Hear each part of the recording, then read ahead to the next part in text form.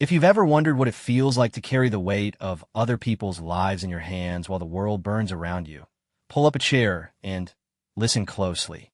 This isn't a tale of flawless heroes or clean victories. It's about blood on the floor, static in your ear, and the quiet moments between gunfire where you realize the person you thought you were might just be someone else's blueprint.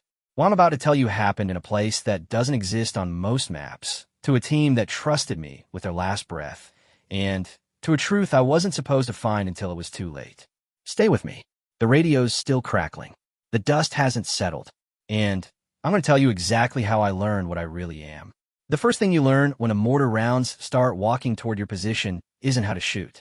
It's how to breathe while your ribs threaten to collapse inward. I was pressed flat against the crumbling concrete of a ruined transit hub, grit grinding into my cheek, listening to the rhythmic thump-thump-thump of artillery shifting closer. My earpiece hissed with static, then cut through with Jin's voice tight and clipped. Cap, we've got 3 bogies moving east along the rail line. Thermal's patchy. Bricks says it's a mechanized patrol. Maya's got 2 wounded in the triage alcove. Cole's holding the stairwell. Your call. I didn't answer right away. I never did.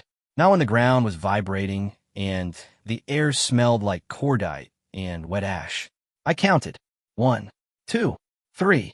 The rhythm of incoming fire matched the cadence of a 120 millimeters howitzer, which meant they weren't trying to pin us down. They were trying to flush us into the open. I rolled onto my side, tapped my helmet cam, and pulled up the squad grid on my forum display. The holographic overlay flickered, casting blue light across my knuckles. 300 meters east, 250. The patrol was moving fast, too fast for a standard sweep. They knew we were here. Jane, I said, voice low, drop a smoke screen on the eastern rail junction. Cole, fall back to the secondary corridor. Bricks, I need you on Overwatch. Maya, stabilize and prep for movement. We're not waiting for them to knock. Cap, Bricks rumbled through the comms, his voice like gravel in a steel drum. You know what happens if we fall back? They'll flank through the maintenance tunnels. We lose the high ground. We lose the exit. We lose the squad if we stay. I shot back, already shifting my weight, checking the seal on my rifle. I'm not trading lives for a map coordinate. Execute. The silence that followed was heavy, but it wasn't disobedience. It was trust.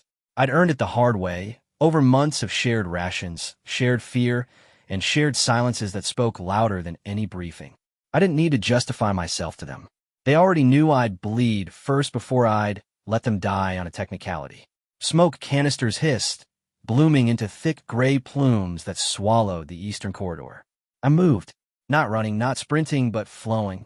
Low center of gravity, boots finding purchase on cracked tile, eyes tracking the geometry of the ruin. I'd trained for this. No, I've been drilled for this. The difference wasn't just semantics. It was the way my mind split the environment into vectors, threat radii, and fallback routes without conscious effort. It was the way my pulse stayed steady, even when a round sparked off the beam inches from my shoulder. I didn't feel fearless. I just felt calibrated. Moving, I whispered into the comms. Bricks, cover. Jean, keep thermal cycling.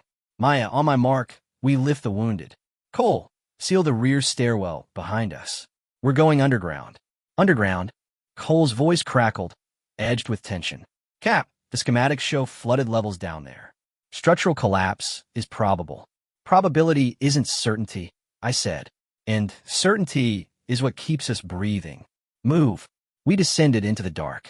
The stairwell was narrow, slick with condensation, every step echoing too loudly in the confined space.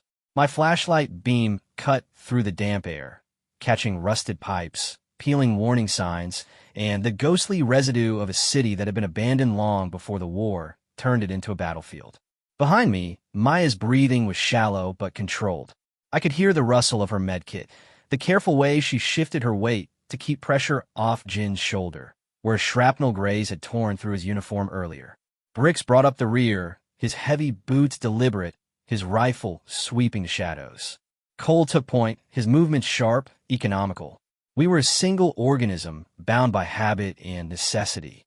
At the bottom, the air changed. It was colder, thicker, smelling of ozone and stagnant water.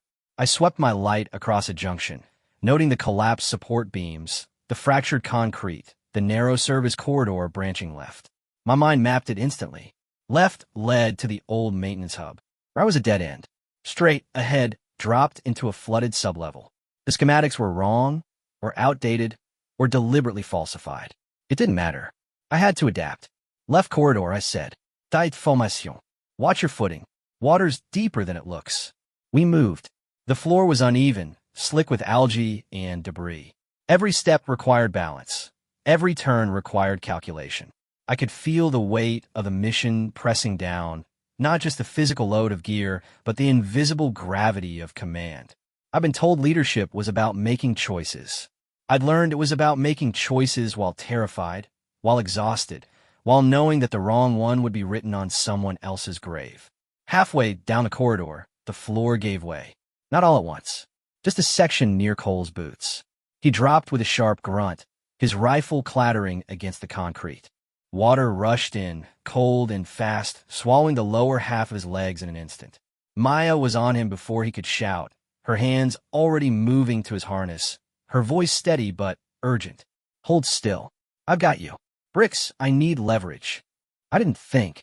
I dropped to one knee, jammed my boot against a rusted pipe, and grabbed Cole's harness with both hands. The water was rising, dragging at my uniform, chilling my skin. I pulled. My shoulders burned. My breath came in sharp gasps. Cole's eyes were wide, but he didn't panic. He trusted me. I trusted him. We were a chain, and chains don't break unless every link fails at once. On three, I gritted out. 1, 2, 3. We heaved. Cole slid free, dragging himself on a solid ground. I scrambled back, water soaking my uniform, my hands raw from the harness strap. Maya was already checking him, her fingers pressing along his ribs, her voice calm but firm. No fractures. Just bruising. You're fine, Cole. Breathe.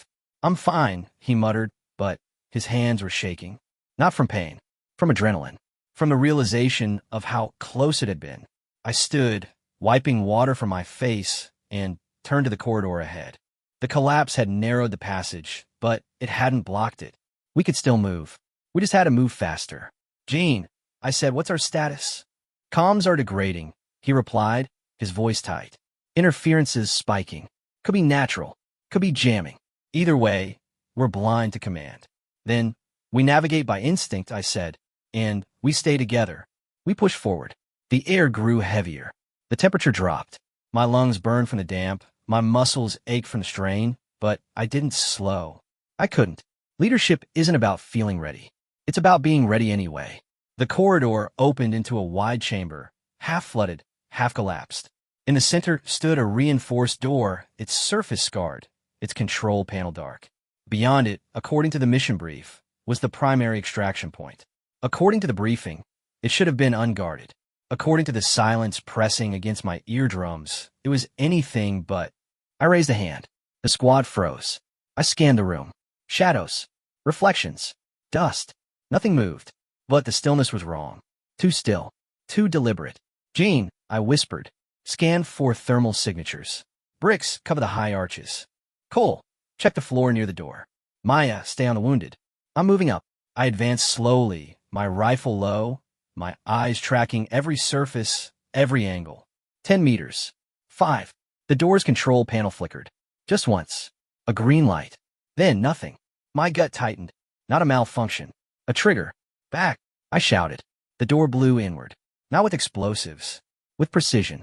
A shaped charge, clean, controlled. Designed to breach without collapsing the structure. Through the smoke came silhouettes. Not human. Not quite. Their movements were too synchronized, too fluid. Their armor was matte black, seamless, reflecting no light. Their weapons were low, aimed at center mass. Contact! Bricks roared, already firing. The chamber erupted in sound. Muzzle flashes painted the walls in strobing bursts of orange. Rounds sparked off reinforced concrete. I dropped behind a collapsed pillar, returning fire, my shots discipline controlled. 2 silhouettes fell. One staggered. The others didn't. They adjusted. They adapted. They moved like water. Cap, they're not standard. Jean yelled over the gunfire. No heat signatures. No irreflexion. They're running cold. Then, we don't rely on optics, I said. Use motion. Use sound. Bricks, suppress the left flank. Cole, right? Maya, keep the wounded down. Jean dropped flashbangs on my mark. I didn't wait for acknowledgement. I counted the rhythm of their advance. 3 steps. Pause. Shift weight. 2 steps. Pause. They weren't human. They weren't machines either. There was something in between. Something designed. Mark. Jean tossed 2 canisters. They detonated in blinding white, followed by a concussive wave that rattled the walls. I moved, not away from a noise. Into it. I flanked left, keeping low, using the smoke as cover. I saw one silhouette turn, its weapon rising. I fired. 2 rounds. Center mass. It dropped. Another turned. I fired. It staggered, fell, didn't get back up. The gunfire slowed. Then stopped. The chamber was heavy with smoke, the smell of ozone, and burnt cordite, the sound of ragged breathing. I stood slowly, rifle ready, eyes scanning. 6 silhouettes on the floor. None moving, none breathing. Clear, I said, voice steady despite the adrenaline still humming in my veins. Maya, check the wounded. Jean, secure the room. Bricks, Cole, cover the breach. I'm taking point. I stepped through the shattered doorway. Beyond it was a hallway, long, narrow, lined with flickering emergency lights. At the far end, a heavy door. Beyond that, the extraction point, or what was left of it. I didn't know it yet, but I was already walking toward the truth, toward the thing they'd built me to be, toward the thing I was fighting to remain. The hallway smelled like rust and old paper, not the metallic tang of blood, not the chemical bite of explosives. Just age, neglect, the kind of place that had been sealed off long before the war, long before anyone cared about it. My boots echoed too loudly against the tile. Every step felt like a countdown. I didn't know what I was looking for. I just knew I couldn't stop. Behind me, the squad moved in silence. Not the silence of fear, the silence of focus. They trusted me to lead. I trusted them to follow. That was the contract. Unwritten, unbreakable. Until now, the heavy door at the end of the hall was unmarked. No warning signs. No access panels. Just steel. I pressed my palm against it. Cold. Smooth. I tapped twice. Nothing. I tried the handle. Locked. I didn't bother with explosives. I didn't have the luxury of time, and I didn't want to risk collapsing the ceiling. Instead, I pulled a compact, breaching charge from my rig, shaped it carefully around the hinge, and stepped back. Clear the line, I said. They moved. Bricks took the left wall. Cole to right. Maya stayed behind a collapsed support beam, her hands already on her medkit. Jean crouched near the door, his fingers flying across a tactical pad, scanning for secondary triggers, pressure plates, anything that might turn a simple breach into a trap. Ready, I said. I pressed the detonator. The explosion was small, controlled. The hinge gave way with a sharp crack, and the door swung inward on stiff hinges. Dust plumed into the air. I stepped through, rifle raised, eyes sweeping the room. It wasn't a military outpost. It wasn't a command center. It was a lab, or what was left of one. Rows of glass tanks lined the walls, most shattered, some intact but empty. Cables hung from the ceiling like dead vines.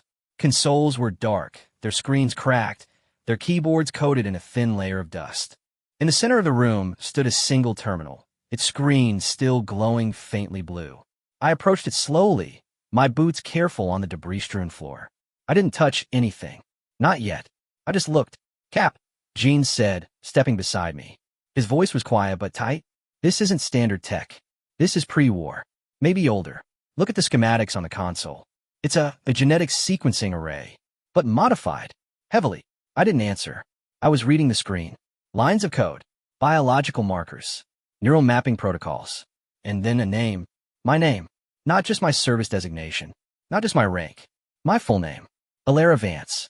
Date of birth. Genetic profile. Neural optimization metrics. Leadership aptitude. 98.7%. Stress tolerance. 99.1%.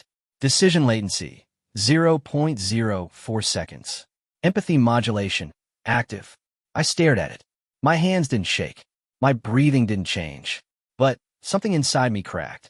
Not like glass. Like ice. Slow. Deep. Unstoppable. Jean, I said, my voice calm, too calm. Pull the file. Full access. No restrictions. Cap, I don't know if pull it. He typed. The screen shifted. Pages of data scrolled past. Medical logs. Training records. Psychological evaluations. And then a video file. I clicked it. The screen flickered. A face appeared. Older. Sharp. Eyes like flint. I didn't recognize him at first. Then, I remembered. General Kalen Vance. My father. Or the man who raised me. The man who told me leadership was earned through discipline, through sacrifice, through the weight of command. The voice that came from his speakers was his. But it wasn't the voice I remembered. It was colder. Clinical. Precise.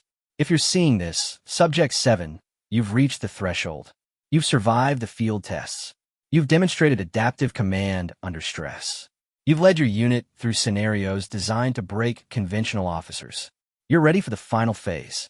You were never meant to be born. You were meant to be built. Your genetic matrix was optimized for tactical cognition, stress resilience, and rapid decision-making. Your neural pathways were mapped to process threat assessment, casualty projection, and moral calculus simultaneously.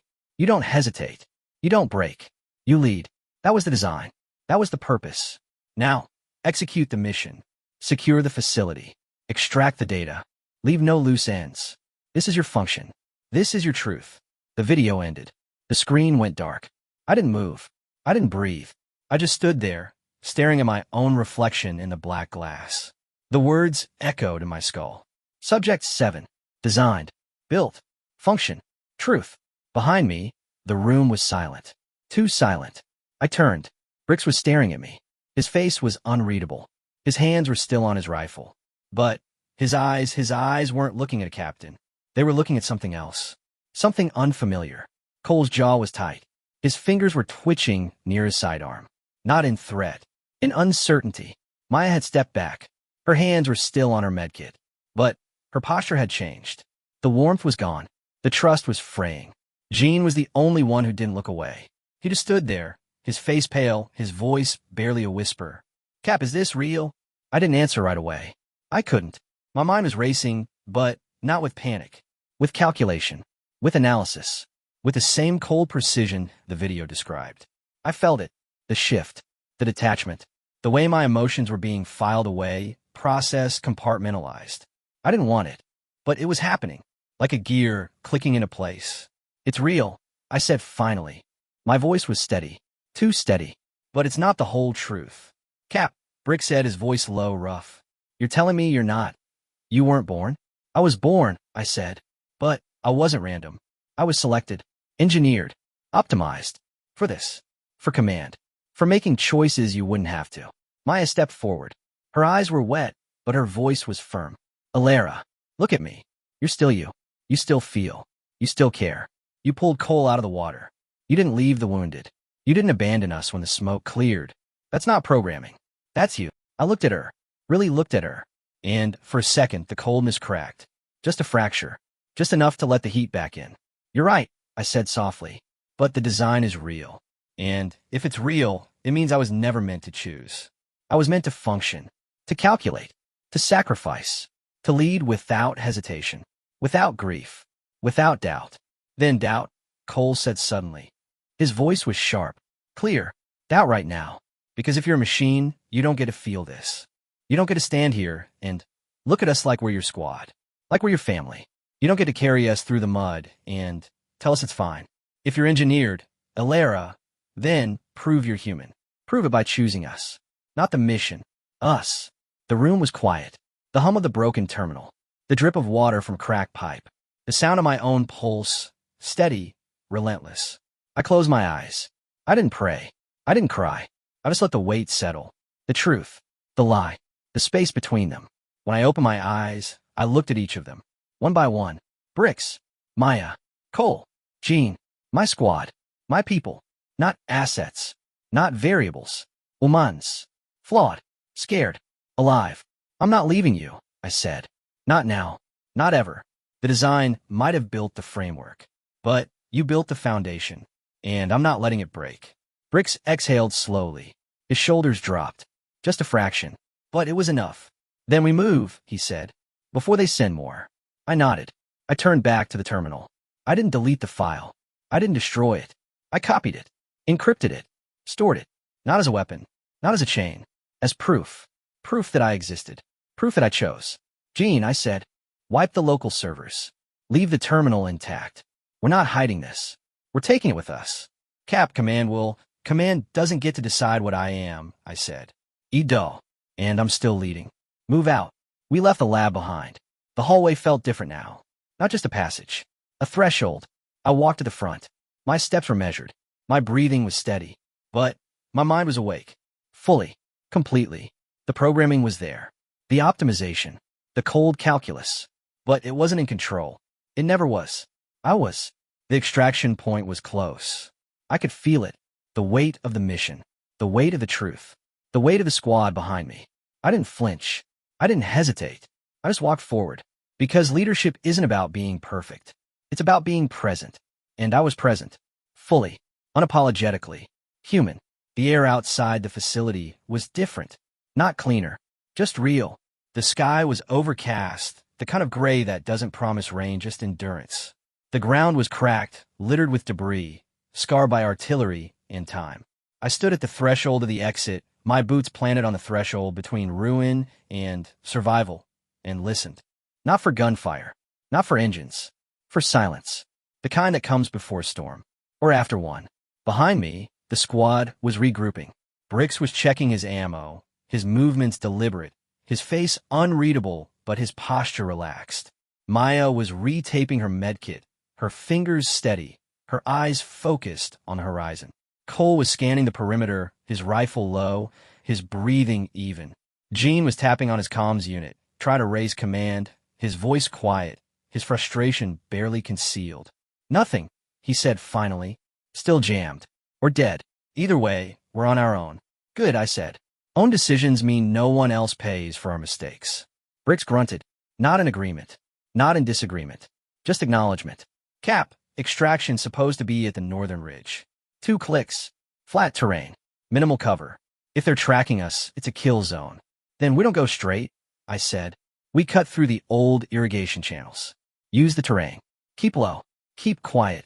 Maya looked up. The channels are flooded in sections. Structural instability. We could collapse. Probability, I said. Not certainty. And certainty is what keeps us breathing. She almost smiled. Almost. You say that like it's a mantra. It's a fact, I replied. We adapt. We move. We survive. Cole stepped beside me. His eyes met mine. No words. Just a look. Trust. Doubt. Resolve. All at once.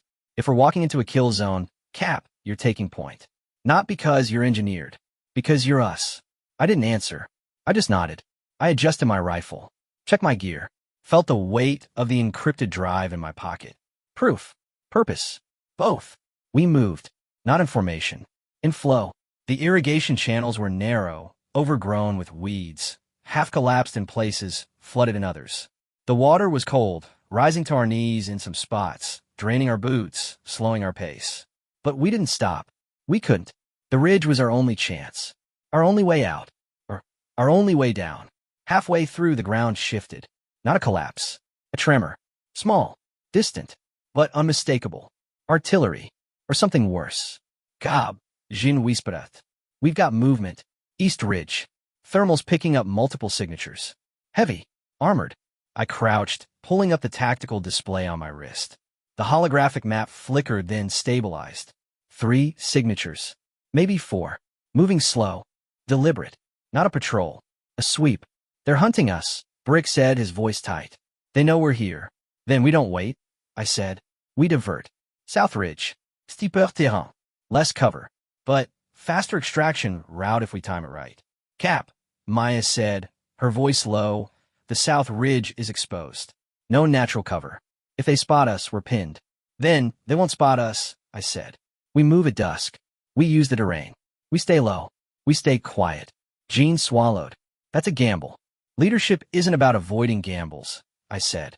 It's about calculating the odds and taking the shot anyway. He didn't argue. He just nodded. We all did. Because we knew. This wasn't just about survival. It was about choice.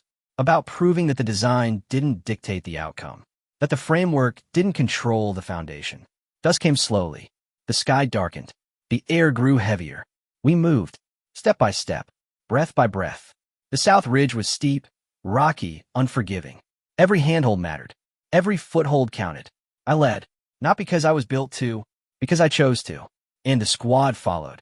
Not because they had to, because they trusted me to. At the crest, we stopped. The extraction point was visible. A clearing. Flat. Open.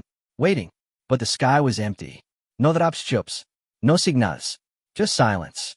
Command's gone dark, Gene said, his voice hollow. No response. No reacon. Nothing. Bricks lowered his rifle. Then, we're alone. Maya closed her eyes. We knew that. We just didn't want to believe it. Cole looked at me. What now, Cap? I didn't answer right away. I looked at the clearing. At the sky. At the squad. My people. My responsibility. My choice. I pulled out the encrypted drive. I held it up. The blue light caught the dusk, casting long shadows across the dirt. Now, I said quietly, we decide what comes next. Not command. Not design. Us. I turned to them. We don't extract. We broadcast. We send this. Every file. Every log. Every truth. To every node. Every relay. Every ear that's still listening. We let them see what they built. What they lost. What we are. Jin's eyes widened. Cap, that's treason. If they trace it, they'll come for us. All of us. Let them, I said.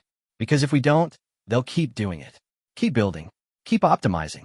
Keep turning people into tools. I won't let that be my legacy. I won't let it be yours. Maya stepped forward. She placed a hand on my arm. Her grip was firm. Her voice was steady. Then we do it. Together. Bricks nodded. Together. Cole adjusted his rifle. Together. I smiled. Just a little. Just enough. Gene. Set the transmitter.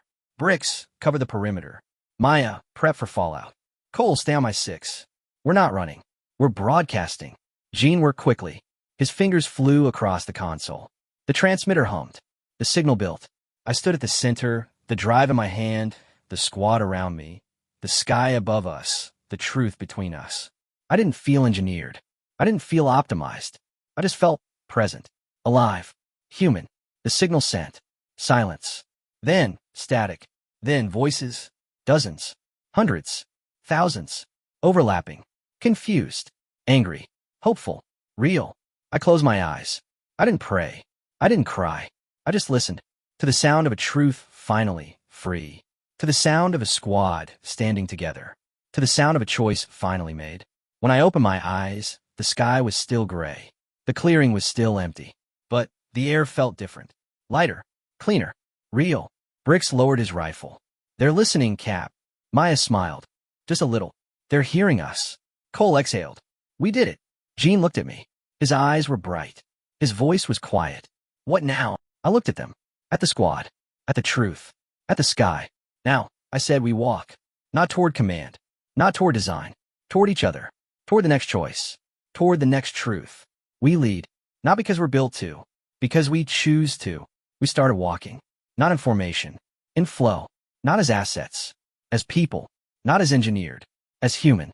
And for the first time, I didn't feel the weight of the design. I felt the weight of the choice. And it was lighter. Because it was mine.